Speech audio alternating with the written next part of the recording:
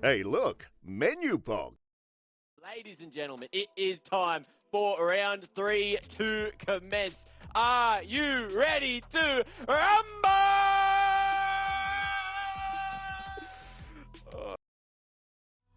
You could see the specific moment I pierced Jake's ears. His eyes sort of went, and he just sunk into his chair. And look, I'm not saying bloody sorry. Screw you, Jake. You know, you don't need those ears for this job. You just need your mouth, right? And that's it. That's all I got. That's all I got for it. Now, I hope you're enjoying these Menulog moments, by the way, because I am. You know, reliving the glory days or the glory weeks of past. Now, speaking of glory, this game is definitely going to be played for glory. We got Peace and Pentanet. It's that rematch from last year's grand final, but of course, fresher faces over towards both of these teams, and Peace having a much better start to this split. So, Skimmy, tell me about Peace. Yeah, well, Peace are a team that sort of exploded into this split, right, with expectations from us at least saying, maybe 4th, 5th. We're not too sure really how strong their B lineup of last year, well, obviously a few changes is, but they've come in to fight expectations, had a really, really strong showing. Still, the only pentakill in the split belonging to Cheon in the AD carry position. But in recent weeks, they've had a few upsets, which have been, you'd say, uncharacteristic. You'd start to ask questions as to why have those happened. Has it been for them trying a few things different in the draft against some of these lesser teams? You're not too sure, but regardless, still a team that when they're on their A game, highly unstoppable. Yeah, probably the most unstoppable team when everyone's playing out of their minds here for Peace. But speaking of unstoppable forces, PGG, they are looking to be unstoppable today. If they can lock down the dub on this fine Monday evening, well, that means that they too will secure the playoff slot. So they're really, really hungry for that dub today, Russ. Yeah, I mean, it's a big game for them, without a doubt, just to get the dub, not let alone who you're against, right? So you're going to be taking this one very seriously from the very beginning. It's funny looking at both of these teams, Mac, and what they've been like in recent weeks, not just against each other. Yeah. Because they both lost a game and then went just full serious gamer mode, right? And just stomped their next two. Like, the last day of the Super Week was one of the fastest days we've ever had, because everyone that lost the days prior was just pissed. Wanted to win in 15 minutes. It was just a big speed run.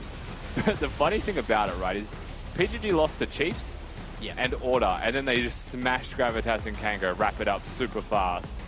Peace lost to Gravitas, and then did the same thing to Kango and Mammoth. It just feels like we've had a different caliber of defeat into the exact same result. So this is the first time now that we've had a full week off. Both teams can full reset, and so I do think we have the possibility to get the best of both, as they'll kind of meet fresh for the first time with no 3 teams to prepare for.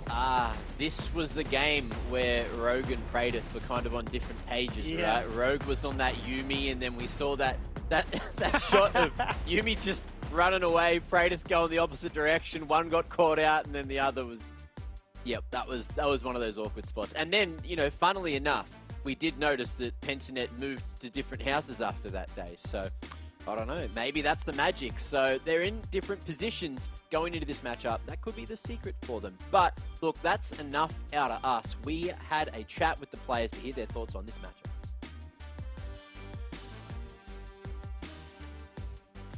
They've come out as a contender that no one expected, but I still think that Chiefs and us are most likely better. I think it's getting to like a tipping point in the split. I think they've improved a lot since the start of the split.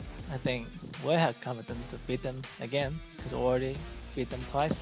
Yeah, we're gelling, we're finally coming together, we're on the up and up. At the moment, we're improving at a rate much faster than any other team, and with a skill cap 10 times higher than anyone else can hope to achieve. I think Winter is not going to carry the team, even though he's been playing some carry champs, but he's not doing his job right. So it will be like a top cap. That's what I think. I think Bokai is a very aggressive player. Always gank from different angle, always ganking, no farm, just ganky. Like, I want to have a good game, like the first time. Boys, rally around me. I'm not going to say that ever since I started wearing suits and dressing dapper and looking fine, we've been winning a lot of bot lanes. Self-confessed, self-appointed dapper man, Thai man. That's what Rogue is. So, awesome. He's still going for it. And I think we got him for the interview again. I'm looking here, so maybe we'll get to have a chat with him in a little bit. But before then, let's talk about these storylines. So the supports on both these teams have been finding a whole lot of success lately. Rusty, do you want to tell me how this works with Rogue and Beats going head-to-head? I mean, so for the side of PGG, Rogue I actually do agree with what they said in the interview, Mac. They improved a lot over the past couple of weeks. I actually do attribute a bit of that to Praedith as well. But for Rogue, it's a lot more of, in my mind anyway, it's like the killer instinct kind of coming out of him, actually working with Balkan, where I feel like before it was mostly just the Balkan show and everyone else being reactive. We're starting to get more of like the jungle support working hand in hand, which is the biggest thing that we really needed to see from this squad, because we said it from day dot, their communication is in 2 languages. Yeah, so they've had a few weeks to sort of iron that out. But speaking of coordination, we're having a quick look at the stat check for these mid jungles as well. So Skimmy, run me through these numbers and tell me how they work together. Yeah, well, I think the biggest interesting point for me is sort of the similarities in their champion pools. Both mid jungles have really been at the forefront of getting their teams ahead with a lead in the first 14-15 minutes. So you start to ask, well, how are they achieving that? A lot of it does come down to the champion pools. Champions that allow them to be aggressive, things like the Lee Sin Jarvan, and the same can be said for the Ryze as well. It gives you rotational power, it gives you strong 2v2, it gives you the ability to deploy on the map and rotate very fast as well. Obviously, we've talked at great lengths as to how much damage and kill participation Balkan and Yuri put in tandem together. They play a lot more aggressively, whereas I feel like Lisa and Appy a little bit more restrained but calculated, very calculated in how they approach things. And have been very strong as a result too. So I'm expecting another game, another matchup, another showcase between these two, looking to try and get a major lead.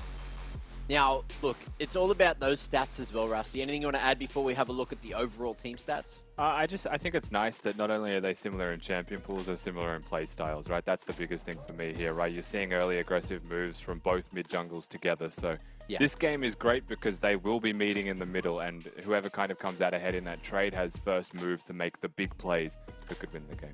Look, speaking of meeting in the middle, have a look at these stats, because both teams seem to have first positions in multiple statistics, including the thing that stood out to me earlier when we looked at this stat, right, is looking at the game time. PGG had the shortest games of 28 minutes, but then the longest games are only 2 minutes longer, and that's Peace. So they played the longest games overall, and it's still only very, very close. So separation between the games seems to be pretty consistent. But Skimmy, talk to me about the rest of these stats. Yeah, well, first turret is always an exciting one to look at, because it just showcases what are you actually doing when people are down and dead, right? What are you finding as a result? I think, if memory serves me well, still, Pentanet have the highest percentage of the first 3 turrets. It just seemed to, translate every single bit of pressure into something. Drake control, I think we sort of discussed this a little bit. I think even Kitty raised a really good point about the fact that they're playing things like the Caitlyn Deluxe, are getting tempo, they're getting siege, getting potential to say that you're bullied in lane, you're stuck against your turret whilst we can do whatever we like. Drake's right there, so it makes sense. But First Blood is also a very exciting one. I think that goes back to the point we just raised between mid-jungle. It's usually those two in particular looking for their First Blood, so no surprise that these two teams are tied neck and neck in that regard. So we'll see what's more important once we jump on in, first turret percent or Drake control, because both these teams are going to be fighting for all those objectives. But someone that loves a good fight is Kitty. So have you got the gloves on ready for the pre-game? Well, not only that I have the gloves on tonight, I do believe Rogue, looking quite dapper, also has the boxing gloves on. So Rogue, with Mammoth actually losing tonight with a record speed of 16 minutes, PGG is only 1 win away from securing a playoff spot. What is going to be the advantage of PGG, which guarantees this win against Peace? I mean, well, Balkan's angry now because they took our record. So, like, Balkan's angry, I'm angry. And when we're angry, like, you know how it be, we get angry. So we gotta beat the record again.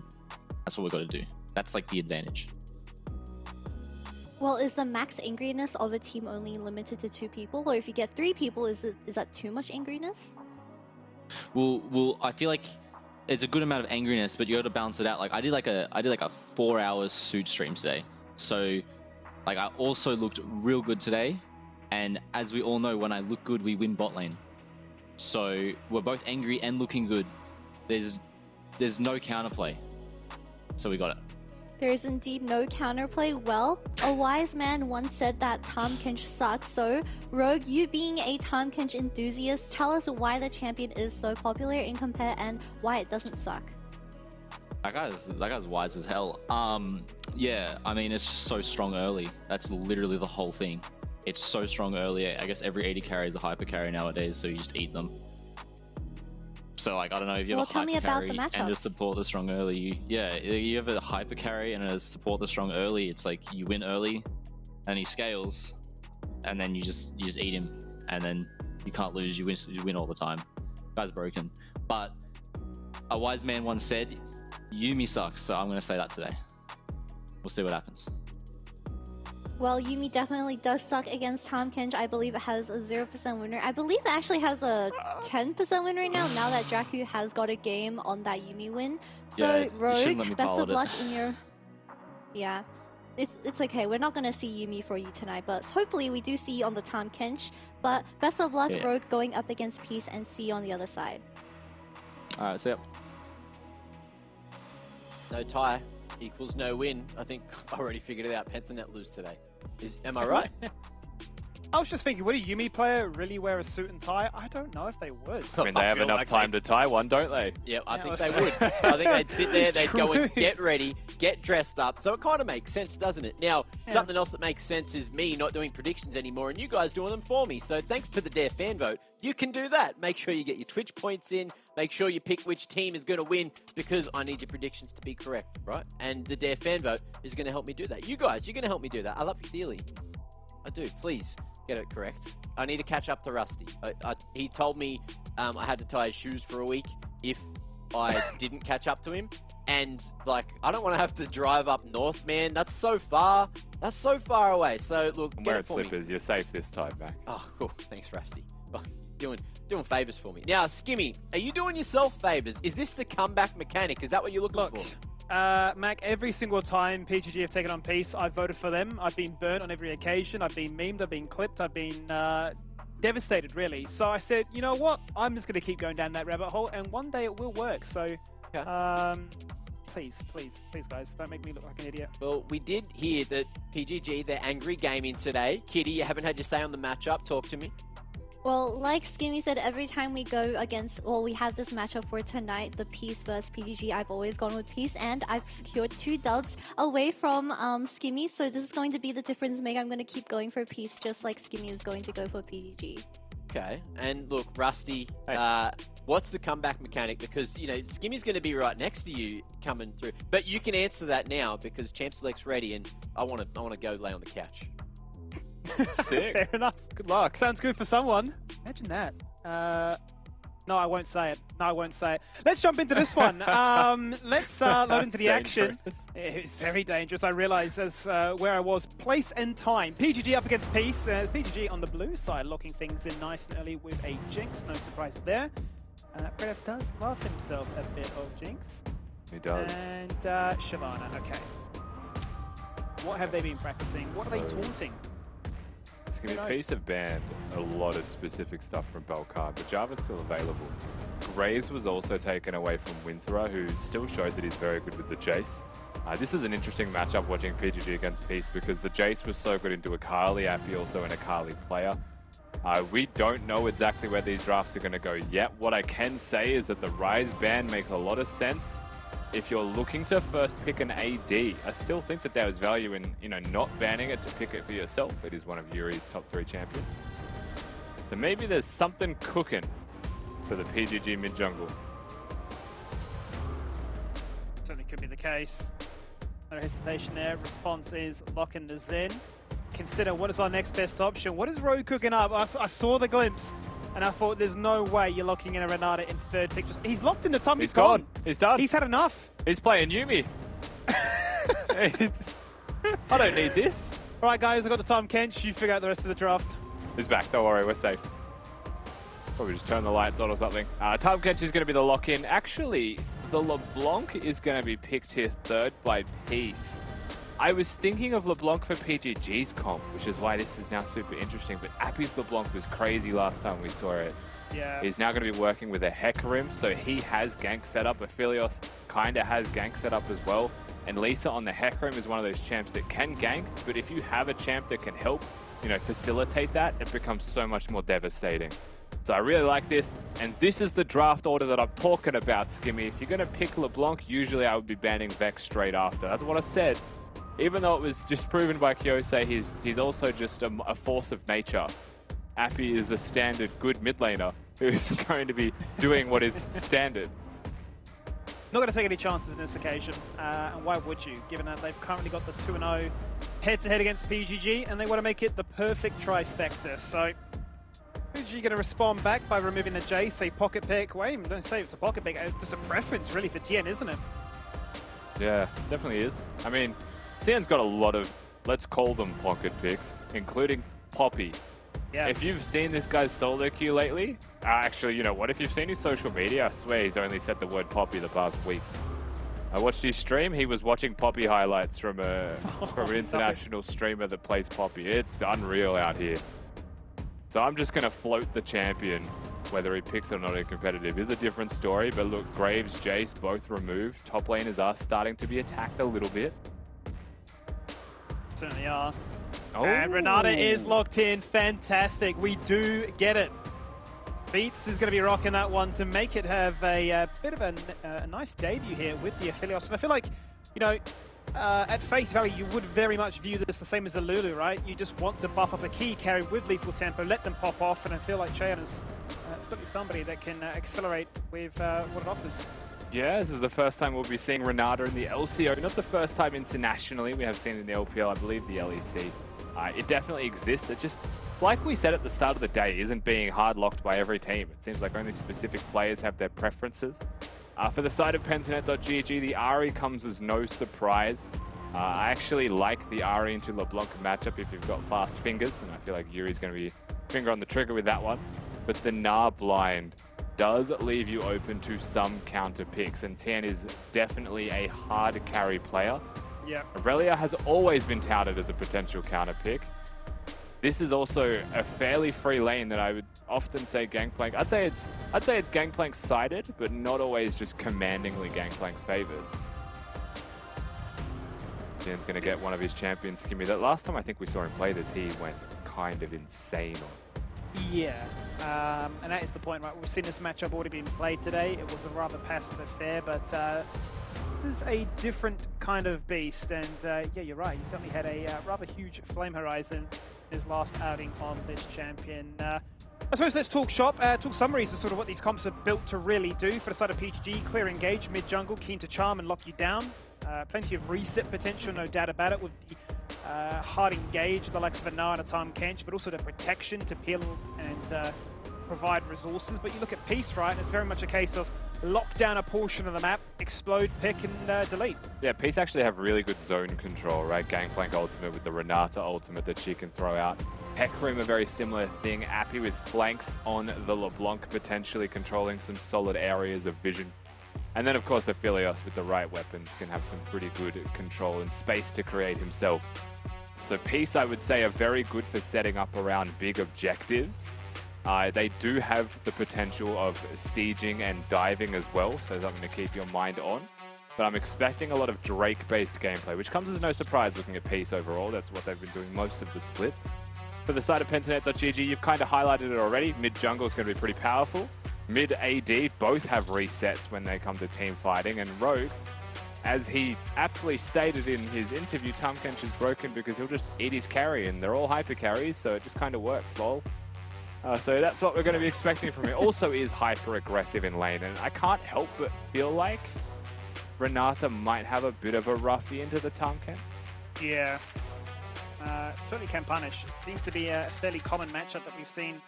Now checking in with some of the other games played around the world. Should certainly give him a few headaches to contend with all that stunned CC duration. It's kind of just being shrugged off, no doubt about it.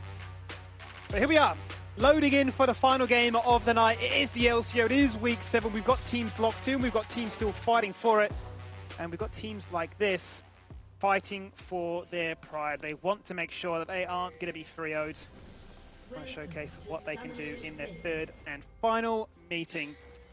Well, it's my pleasure actually now to welcome back a familiar face in the Oceanic landscape. We've got a coaching interview with PG, but this time it's Chippies. Chippies, welcome back. Back home you are. How have you found the switch to coaching? And, on that note, what does a usual day now look like for you? What's up, G? Well, the switch to coaching, I'm actually enjoying it a lot more than I expected. I found that as a player, it's like trying to teach your team and give feedback is a lot harder compared to being a coach. The guys are real receptive, so it's a lot of fun so far. Oh, fantastic. I mean, is there ever a case to be made now that you're all in on this idea of coaching, or is there still a glimmer of hopes that you go back to your playing days? I wouldn't say it's completely out of the cards to go back to playing, but let's just say, like, at least for this year, I'm really dedicated to coaching this team as best I can. Yeah, no doubt, no doubt. And sort of how have you found it, at least in terms of helping out the team? For example, with Winter, are you working a lot with him, with 1v1s and understanding how he can look to try and push advantages? Well, actually with Dongy, he's really good at the laning phase of being a top laner, but I'm mainly helping him with the other aspects of trying to get involved with the team play. Fantastic. Well, it looks like it's been paying out pretty well so far. I'm excited to see what the boys can continue to put out going forward with this game and no doubt towards playoffs. So, yeah, best of luck and look forward to talking to you next time. Thanks, Street. See ya. Feels good, doesn't it, to hear the sub G again? It's good to hear the G again. I've always valued Chippies as both a player and a leader, so I'm not too surprised he's able to transition to coaching.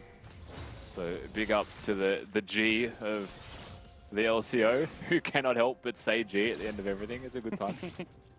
Just while we're looking at bottom lane, and it is on our screen, I still think when it comes to this lane, if we're going to talk about dynamics, Renata is someone that a lot of us will be unfamiliar with.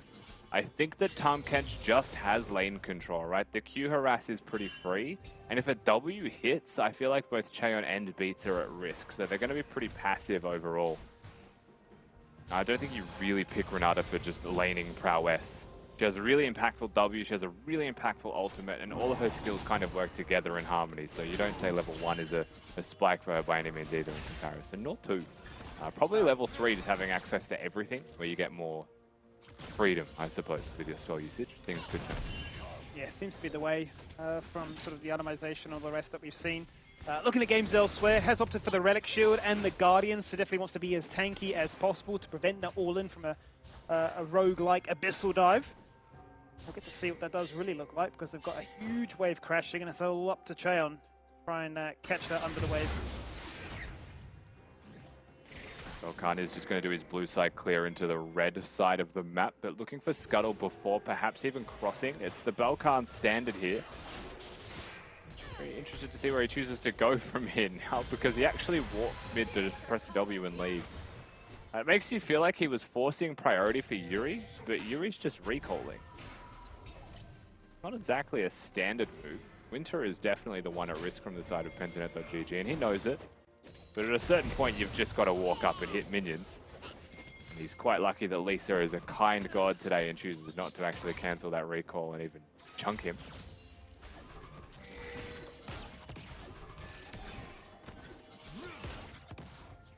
I've always been impressed by Lisa's Hecarim. The one that stands out to me was only a couple of weeks ago. That game into order with the hugest ult onto, 4 people, locking them all down and guaranteeing the team success. Timing. Here is the dive onto 2, instant flash away from Chen, but it rocks up Lisa. And Rogue realizes this is not the gank I wanted. The thick skin is not enough to save me. There is the first blood here for the side of the piece. Now the question is, can they answer back? As Balkan flash W's, and they hit the charm. It's a little bit delayed, but do they have the damage prayed for one more also? And it's kill confirmed. It's a 1-for-1. Okay, I mean, Pentanet.gg just have freedom from mid, they have freedom from jungle, and that's really the difference maker here, right? They just get that extra member down there, but that was so well done from Lisa to actually be at the right place. They set it up perfectly, the bait was crisp, and just absolutely play Rogue for the fool. So they get themselves a nice first kill. It's just a follow-up from the rest here. Like, he sees a 2-man W straight on the Jinx traps. That's ideal. The flash from Chayan maybe not even necessary, really, because he has Lisa just around the corner. They'll choose to disengage here. The Belkan will W flash, and then Yuri starts walking away, sees Belkan do this, and then E flashes forwards and hits Chayod as the rest of the team flashes away. This is one of those tragic situations where Chayon is the person who dies for the sins of the rest of the team. But even Pensnet.gg weren't ready for how aggressive Belkan played that. He certainly weren't, and they were then scrambling to burn summoners to follow him up and say we are getting at least something from this one. Would you say there's a clear benefactor from this one? I mean, obviously, first blood goes towards Lisa. Yes, a little bit more gold. That's going to even out the differences between these two, but surely you'd prefer to have your AD carry get the kill back. I think without a doubt, the Jinx having the kill is going to be much more valuable overall. I mean, Hecarim having it, like you said, is nice, but it's about what it could do, whereas Jinx is obviously going to be immediately useful. The Noon Quiver base at 30 CS, right, just means you have so much wave control.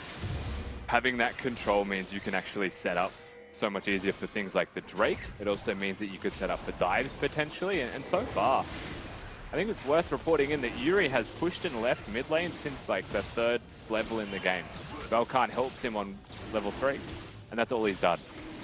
That has afforded so much space for Pentanet.gg. Certainly has, and we have seen him play this style of gameplay before. Just shoving in, roaming, looking for plays, whether it is the Rise or not. He's done it on the likes of the Yone, doing it again here today on the Ahri, and we did put a big emphasis on this mid-jungle acting as a catalyst for both teams' success, and it certainly has delivered in the first 7 minutes. Top lane, it is also going to be the first strike from TN. I think it was Grasp from Tron in the first game today. Just highlighting some of the small differences that we're seeing in these gangplanks. Still going to go even in farm, but every time you Q harass, just a bit of extra gold as well as the 10% damage that could come out from your ultimate that you throw. If you are playing on a an unsupported side of the map and you're just using ult for teamfight damage early. There's a little bit to that, but of course having the Grasp there, it's free to proc into a Gnar lane. He's just going to opt out of that one. Tankiness when he can farm up more gold. The tank with items instead. Appy going to pick up the blue buff. Finally donated across there by Lisa as well. Khan now, he's going to pop himself in lane. He's preemptively recalling. Wave is pushing against him. Whether or not the comms were laid out, his vision in the next rush. Looks to be that PGG want to flip this map state and play towards the Herald summoning now. Overall, Belkan's been doing really well into Lisa as far as jungle CS is concerned. Basically even, just looking at effective items. However, the Lucidity boots with the Barmy Cinder, that kill has done wonders for Lisa's current ability to stay on the map. Winter going to kick this one off because his jungler is inbound, but also careful pings have already been seen by the side of Peace. They know something's up. Renata was on the way, but if they get confirmation, it'll be far too late. It will be. Both AD carries will not play a part in this one. And as a result, Peace aren't going to contest at all. It's gone. Herald has been claimed. First 2 major objectives going the way of Pentanet so far.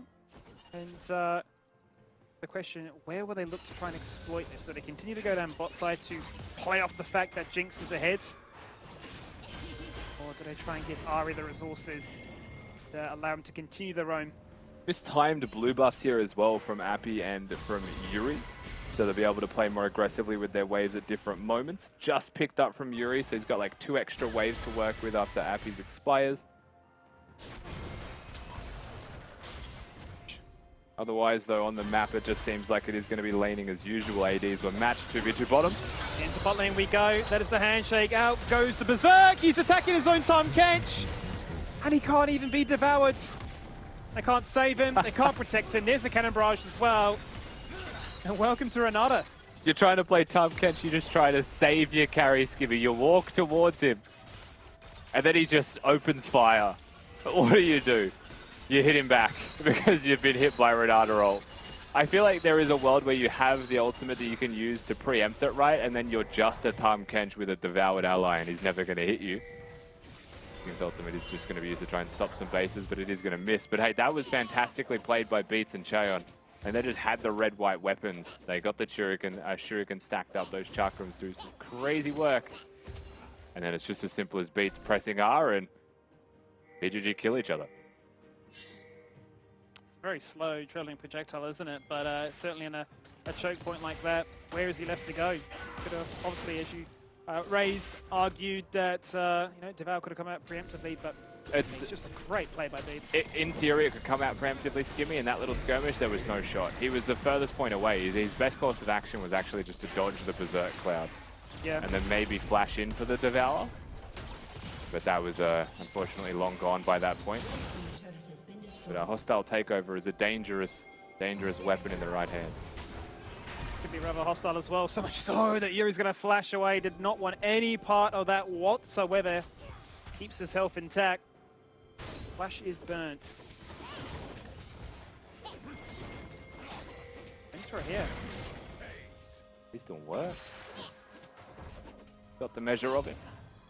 Winter, of course, having Resolve in his primary tree with the Phage that he's able to rush as well on Nara. It's actually just so good as an item to buy as someone that is sitting in top lane. More so than just the Hull Breaker. I think the fact that Phage is now buildable as a first item is honestly invaluable for the health regeneration that it gives. If you think about it, right? Second Wind, when a Gangplank Qs you, gives you some health back. But Phage, if you're able to attack while he Qs you in a trade, you're basically getting a red pot every single time. Certainly are. But look at this one. Rogue was actually forced to flash away because he got locked in place by the Graviton. Ult comes out once again. This time, no real juicy target to team kill with. TGG claiming a second dragon.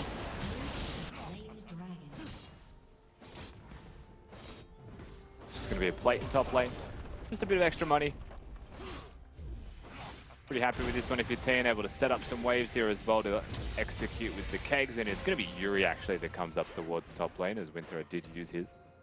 That means both teleports are gone from the side of PGG, where Peace may consider something like the next coming Herald as a point to fight. Well, no, he wants to burn TP for it. Minute 30 out before it becomes unleashed. Cooldown would be quite nice as he picks himself up a Trinity Force from the base. He's going to rotate all the way down to bottom side to match Nar once again. And I'm just excited. I am so excited to start to see these, these bailouts come on through, the resets, the multiple cheat deaths, the empowered, pure shredding ability of a 2 to 3 item Aphelios.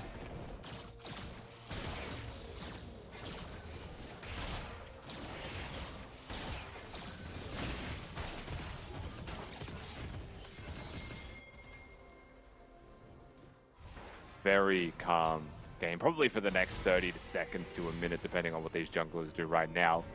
Hello. Here we go. He ghosted. Oh, it was phase rush actually, but just got right out of there. Looking to protect Appy, I think was the main focus of Lisa here, so he's kind of lucky Balkan will stop his bait. 2 seconds of being more patient, you're threatening a dive, you've got a time tension nearby.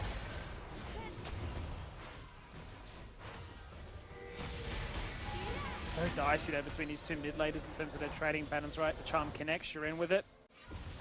The chains connect, you're also following hot pursuit. We've spoken about this matchup a little bit as well, but in my mind it always feels like it's, if Ahri hits good charms like you just said, they do definitely win. But LeBlanc can't use the W forwards to clear waves if Ahri's positioned properly.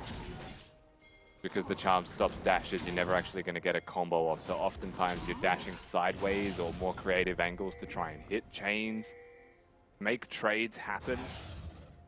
Tends to be Ahri sided though by default, because that's very hard to do as the LeBlanc.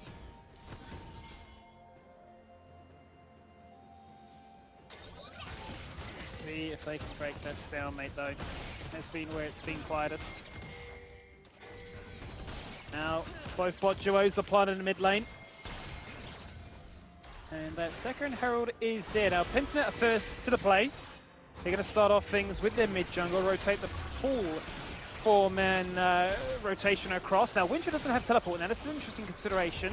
Tien does. Whether or not he wants to come up for this play, we'll have to wait and see. Lisa in a whole host of trouble right now as he got a whole bunch of damage. There is the Devour, cancels at the unstable jump. They're all berserk. It just doesn't matter. They are berserk. It is a volatile takeover, but nobody's died as a consequence of it. The cannon barrage is there. Balkan is burning. Winter is flinging out rocks. Yeah, it just doesn't do enough damage to each other there, right? Like, the fight was already lost before Renata can even really have an influence in it. Peace. They really wanted to contest that one, it felt like, right? Like they had the teleport advantage. Winterer had to walk if he wants to get to this fight. Chen will see the fight happen. He'll teleport in first, but by the time he gets here, Hecarim's out. Lisa's 0 HP. Beats can't deal any damage because Balkan's standing in front of his team while they're all berserk with the ult on. And so no one can hit him.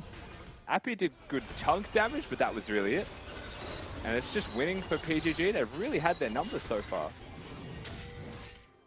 No doubt their strongest start going into Peace in what has been heavily dominated by Peace in their last 2 outings. First game, obviously had the Corki, where the only real chance we saw was that late game Yone ult from Yuri.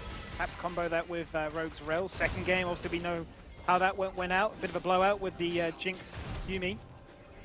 This one hasn't been the highest in terms of kills, only 4, but just a lot of posturing for map placement, which has certainly worked in their favor. Now Lisa, very fast, as we know, phase rush with Ghost, a lot of damage, a lot of burst. Thick skin may just be enough. The mitigation is there. Look how low that Tahm Kench is. As a charm comes across the wall.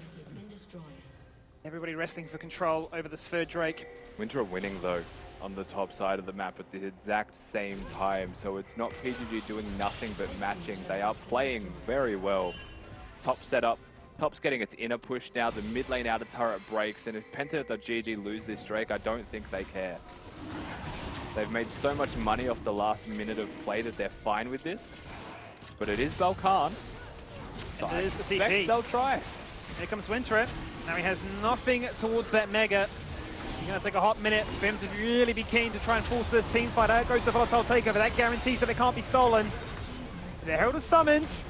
That's going to go towards mid, and there's the Cannon Barrage to cut off any kind of retaliation.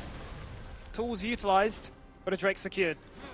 And just kind of needless in my mind there as well by the side of PGG. Is the teleport in with a Mega Gnar that just expired worthwhile?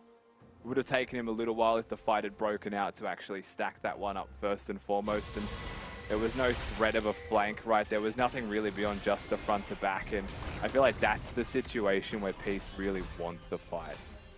Kion gets to throw a big ultimate out. Lisa gets to potentially throw some serious damage into the mix. And Renata gets to hit another big ultimate. We've seen a lot of impact from it. But this was the first time that I saw it actually do something that felt right. I actually wonder if Winterer, just as an aside, Skippy, I think he was stacking up his Gnar by hitting his teammates. Which is cool. Imagine if that was the way you lost the team fight. He wasn't Mega, but you've now just granted it to him as he comes out. He's got nothing to hit. You just say, how about your ally? Yeah, how about you hit your teammates? Turns Mega.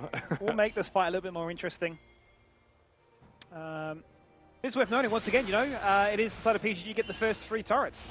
We looked at the stats. They are still across, what, 14 games. Still 93% of the time the team that finds that. So playing according to spec, certainly doing what is required of them. And wait and see if they can find any more value with this Hull Breaker. Looking like it could be a wit's end up here as well for Winter or something of the like. Plenty of options, to be honest, for him anyway. Trinity Force actually, I think, is the most common option now, given that he doesn't have a Mythic. You heard Biopanther speaking very highly of that item build now for Gnar. But we're expecting to see from Winter 2 items already done there by Praetor. And mid, very defensive itemization choices by Yuri. Everfrost. It's nice to have. I would say it's non-essential now on Ari, given that you're not based entirely off hitting charms to do damage. Here we go, though. Winter's got some sizable damage. He's going to try and really bully Appy away. Not enough to burn any summoners. Flash wasn't even there, even if he wanted to. But yeah, you raise a really good point, right? We have seen a lot of players going for the Luden's route instead. This time, he just wants to make sure. Well, if I'm not connecting my charm, I've at least got the Everfrost. Yeah, well, it's about doubling down on the pick, right? I feel like he's a pretty important part of the team for starting any kind of fight at all, right? Yeah. Lisa! Lisa's going to jump in there and look to try and take down as many members as possible. 2 members go berserk. Winter's in a whole bunch of trouble. It actually gets procced into Mega as a result of that. This Chen tries to execute with a dash forward. That Gale falls on a summoner heal. And that's huge, because otherwise he would have just died to zombie form. Yuri now jumps in, sidestep on one, but you can't sidestep them both. There is your point. Case and example. Yeah, doubles down on the pick, has the Everfrost, throws it out, and no matter how well you're juking, if you're happy, you are still going to get slowed, which means you'll be hit by the spells. And Peace will take the bottom lane out of turret, but they will lose top, they will lose the skirmish, and things still going very right for the side of PGG. Overall, Lisa's struggling. And you know, I feel like one big thing with Hecarim, I think Hecarim's just a fine standalone champion, but it sees most of its success when you've got like a Karma or a Lulu or something that can kind of augment it, right? And make it super powerful. This time around, I think you are just going to see like a full tank Hecarim just try and do his bit. You know, it's not going to be like Heck carry. It's going to be a Hecarim ults in, tries to fear and disperse the ranks, maybe disrupt them, and will potentially die in the trade, but that's his job. But I think you can make a case that, you know, the Renata is also looking to try and facilitate that same kind of role. We have seen him actually plant the W and power on him a few times now. No doubt looking to try and stack his ultimate with Renata's too. It's true, a yeah. whole host of chunk down. It is 20% movement speed when it's maxed. Renata is level 9 though. You would expect, we said this at the start of the show, to be an E-max. We'll need to check in with that one, but means it's just going to be 10% move speed for now. Huge damage. It's good damage. Trumpets go down, zone them away. Next Drake spawning in 20 seconds. PGG in the river. And Peace is standing on vision. Chen just trying to protect his own control ward, but Peace will lose mid-priority. Oh, Barkov okay. wants this. Okay. Well, there was the handshake, and he says, you want to have this? Let's go for it. Tien going to receive the buff. The fight will fizzle out. Maybe PGG saying, oh, chill out. We've still got a Drake to play for here. Yuri just going to be playing Zone D. You've got Winter that is also Mega and whittling down, so they might try and look for the fight here. They tried to steal it. It's not to be the case. Cannon Barrage goes out nice and early. Winter about to expire from Mega. Not willing to make a flash play with his ult. Super Mega Death Rocket keeps Tien honest, prevents him from resetting. Falcon looking for that audacious charge with the max range. Not willing to do that underneath the turret. And also Appy still trying to find a way from the flank. Baron.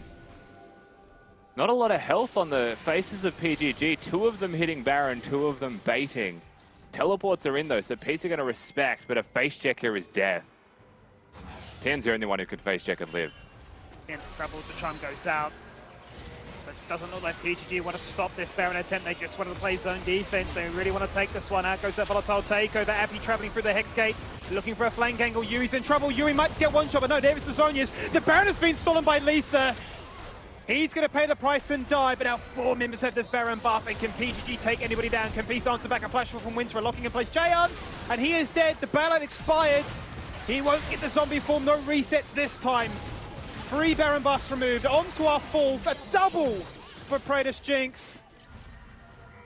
Now it begs the question, was it worth a respawn time? There's now been 20 seconds or more. Yeah, they're lucky the Baron was stolen if you're Peace. You're very thankful to Lisa because this is a Baron push. This is potentially GG.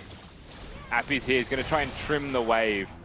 Gets the Devourer out of Rogue, so I think that's just an inhibit at best, right? And they're just going to pull back now.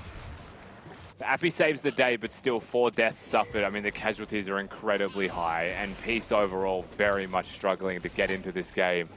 Just can't get kills. Their composition just really struggles to have any kind of coherence and make anything happen. Renata actually gives Winter a Mega Gnar at the start of this.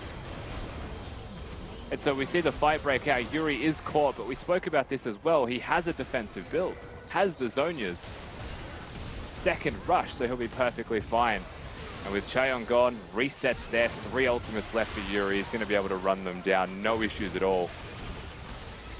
It's a matter of when, not if.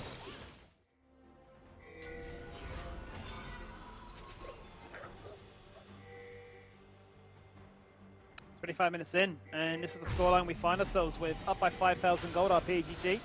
A very fed Jinx.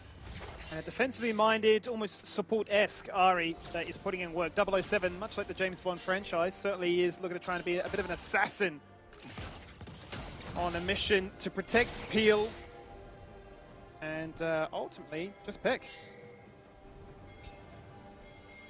So Adam's done for 10. Definitely a place to look at right now. He has a whole lot of damage with his build. Also has the healing cut for the team. So he's going to be pretty pivotal actually to be involved in a lot of the combat.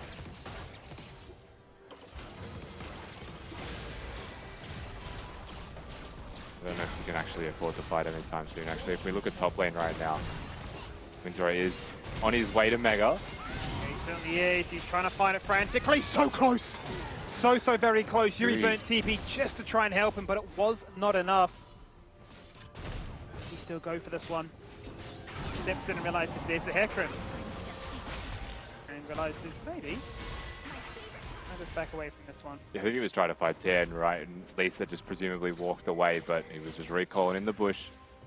Nice idea, but the teleport was now used.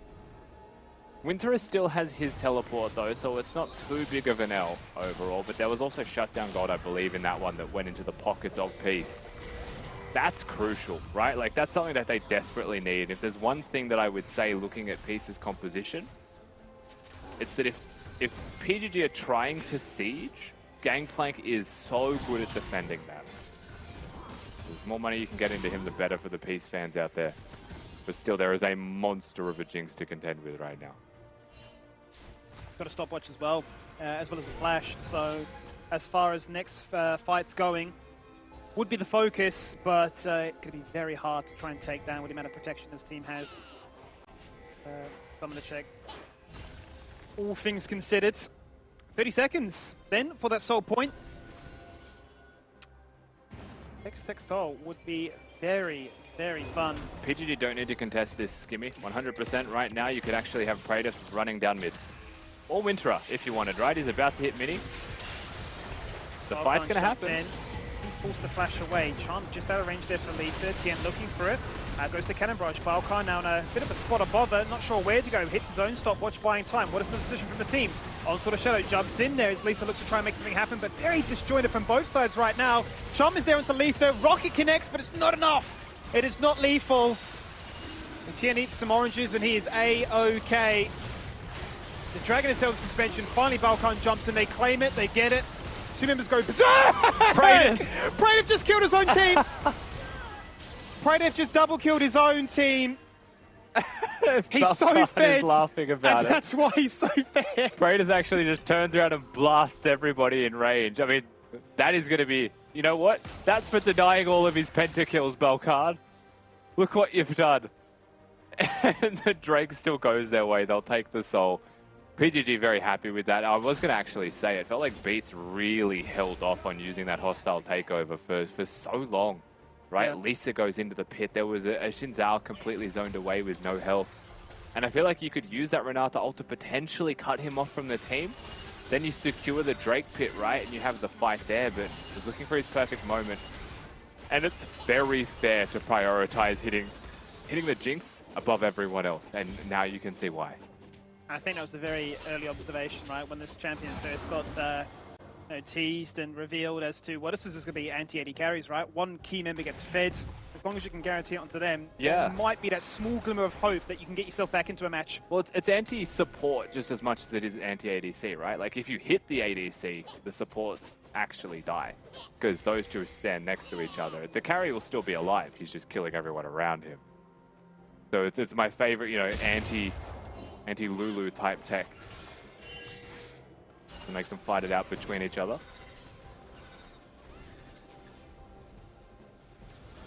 Here we go, though. Round 2 on the Baron. First one stolen by Lisa. They lost 4 of the buffs, but they denied a potential game ender. And Yuri, so close. Spirit Rush, he's juked away. Flashing forward, no! He's gotten away with it, Appy. Beautiful.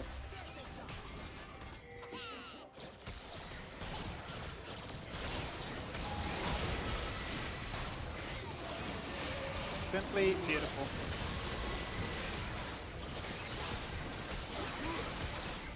On to Baron, 30 minutes in, and that is going to be claimed here by PGG this time.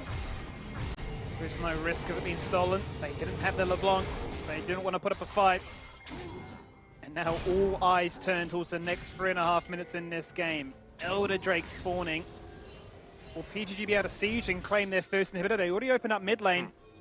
You know, this Bush Cheese could be very successful if they make it work. It's not going to work, they just got spotted. One thing to consider here is the gold difference is about 5,000, right? But Peace only have one turret. The amount of standing gold on the map right now with bounties is so high. I'm not saying it's likely they'll get them, because PGG have so much control right now. But if you were to make a single mistake, you know, a single lapse in judgment, that red buff face check was just 2 seconds faster perhaps from Peace to get into the bush. This could be, you know, an extra couple thousand gold immediately into the pockets. Back to an even playing field. Yeah, it's a deceptive lead, to say the least. Very fragile, very scary, to say the least. Because Winterer might be punished. He's going to get any bit of flash. He's just taken the 1v2, even standing in the face of adversity. He's got a cannon barrage on his head, but he shrugged it off.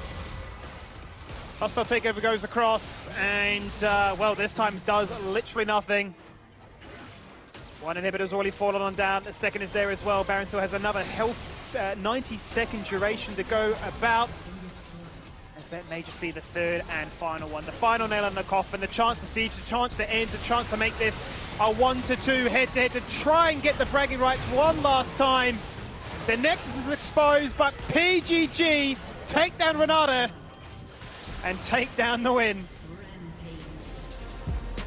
And a nice win in the end by PGG. It never really felt like they were at a point where they were losing. There was, you know, a couple of nice little gank baits bot lane, but at the end of the day, just a little bit too clean is the PGG squad. I think that's a very big statement from them. It doesn't give head-to-head in their favor, but it makes the point that they still are a top 2 team, right? And this is the team that is contesting Chiefs to be the top dogs in our league if every game against Peace is to go down that path.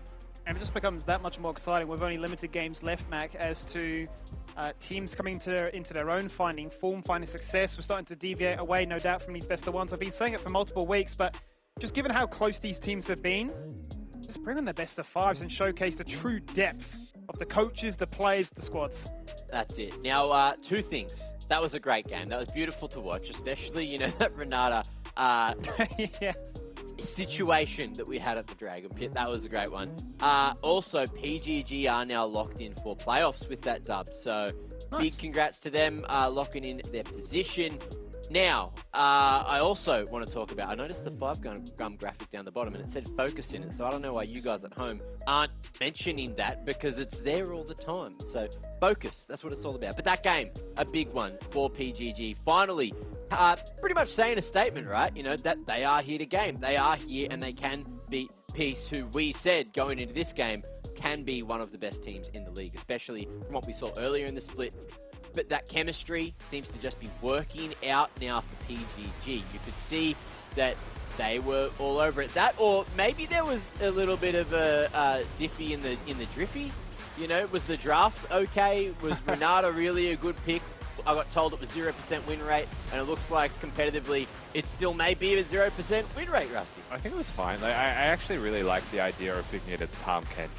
Not for the laning phase, I feel like it's a really risky laning phase, but as a concept, you saw what was possible in the 2v2 or level 6, right? Like, I do think there is something there, but at the same time, Xin is one of the best picks into it.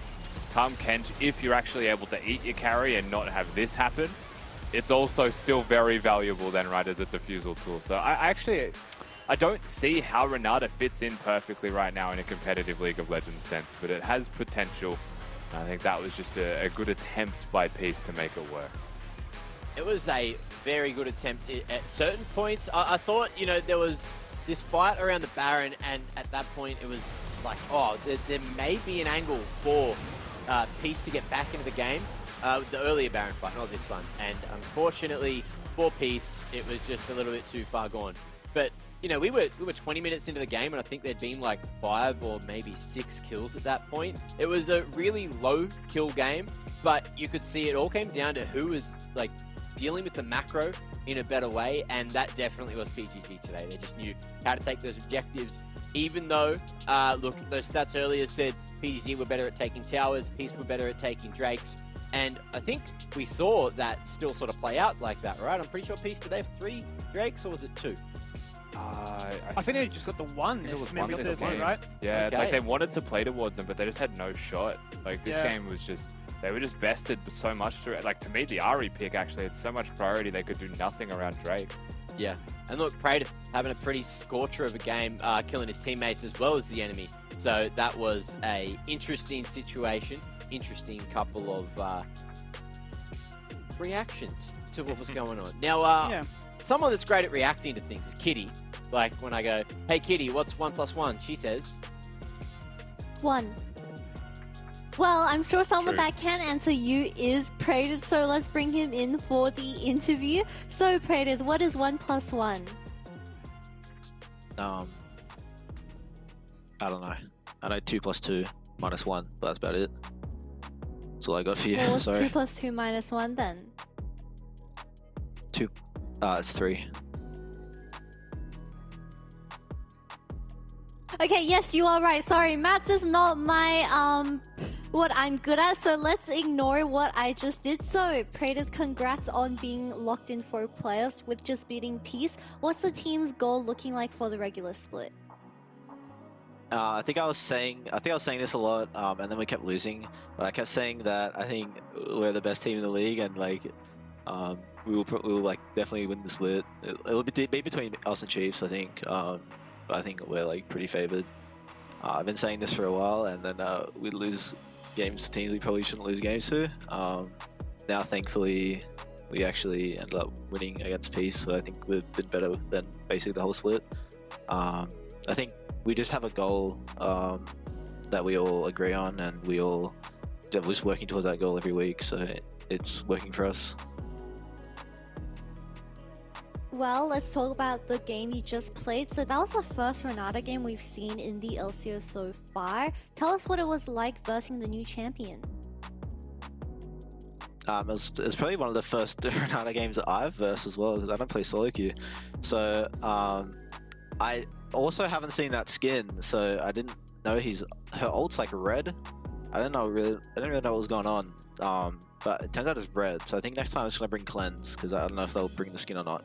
But I got hit by like a few times, and I get to like release some pressure, like some pent up aggression against my teammates and kill them a few times. So it's like a win-win in my books this game. Definitely a win-win for PG and Prated, you know, getting the nickname Pradiv. I don't know if you like it, but I think it sounds pretty sleek. So, being proficient at both Jinx and Aphelos, if you had the choice during draft, would you rather play the Jinx or the Aphelos, and why? I would always prefer play Aphelios, because that's my boo right there. That's my boy. I love that guy, but sometimes Jinx is just better. So I think like versus specific teams, like it's all preference kinda, but I think Jinx fits a lot more than Aphelios does.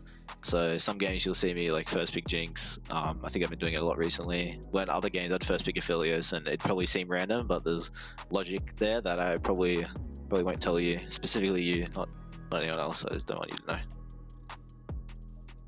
Well, everyone in my interviews are being extremely mysterious. Well, I'm gonna let you go. You can be mysterious to your teammates, but like not to me. Come on, I just wanted to know. I just wanted to know the Krabby Patty Sorry. formula. So, Prated, it's okay. Not best of luck. Sorry. You know, congrats on the win and goodbye. Thank you. Everyone hates me. I think that's it. It's like chaos. not that The he secrets doesn't today. want anyone to know. They just dislike you for some reason, Kitty, which I think is ridiculous. I've only ever been kind, except for that one time I threw to you and said we were going to fight or something. I don't know. Anyway, look, that's enough out of him. That's enough out of Prated. He's off the screen for a reason. He wouldn't tell us the Krabby Patty formula. But he does know the formula to become the Dare MVP, because the man took a big dub today in that bot lane. I think he did roughly like 30k damage as well. Like, man was absolutely pumping. He was doing so much down in that bot lane, and of course was enabled by big man Rogue. So Rogue also doing a great job, and it seemed like the bot lane was just the place to be. Yuri though, look, a little shout out to him. He went really well. I don't think he ended up getting a kill there, but he did have like 7 assists or 8 assists at one point. Man was always involved. That's what I'm getting at, Skip. And he was, yeah. He certainly said, I'm going to play defensive. My entire job this game is just to make sure I lock in place one key target. The rest of the team will come into place and we'll get the win, right? So he certainly brought it to Appy. If it wasn't in a 1v1s, he was just roaming elsewhere to make sure the rest of his team would look good. The one moment, I guess, where you could say he got left red-faced was when Appy did the fancy feet in mid to get away. But ultimately, it doesn't really matter, right? It just looks good in isolation. But the overall theme was great picks and great play. Great picks indeed. Now, Rusty. Hey. Talk to me. Play of the day. What do you think it is? Listen, my head is filled only with Prater killing his teammates. Fortunately, you're correct. That is the play of the day. Prater killing his teammates, thanks to Beats. So let's have a look back. Let's relive the glorious team fight, the glorious moment. So, Kitty. Yes, sir. I am a Renata enthusiast. I've played her a bit in normal games, but look at the angle where Beast is actually using this ulti. It's really nice, you know, going from a bottom angle and hitting, I believe, 3 people, getting Balkan, Tamkinch, and... Wait, no, Balkan kind of just... Oh, no! Yeah. Okay, well, I thought Balkan got hit, but turns out it was Praedyth and Rogue. From that interview, Praedyth said that he will take cleanse next time, so hopefully we won't see this happen again in the future. Long range though, isn't it? You know, the distance that the Renata ultimate actually covers to cause things like this to happen. And I'm sure that Praedyth will take a poster of this, he'll put it on his wall, the reaction from Belcard, and he'll be very happy about it. I love the reaction in those player cams as well. Everyone was like serious until it was the full disengage, and then it was just all smiles. He was like, "Oh yeah, look, killed you guys. Sorry about that one. Should have moved out of the little wave of cloud." What's the ult called again? Trivia, quick. The hostile takeover. I just call it a fart. I called it volatile takeover a few times, but you know, a wafting fart. Is that what you said, Kitty? It's just a fart.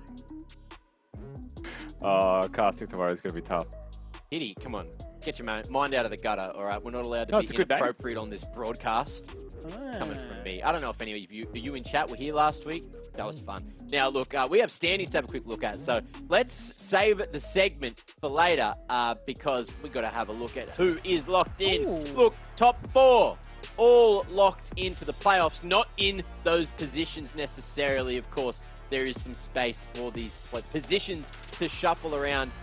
Oh, and damn. Okay, Mammoth and Kanga, neither got a dub today, so there was no separation between that 6th place tie. And we may just be doomed for a tie all damn split. But look, Direwolves, they are definitely looking... Oh, they're looking good to lock in that 5th position.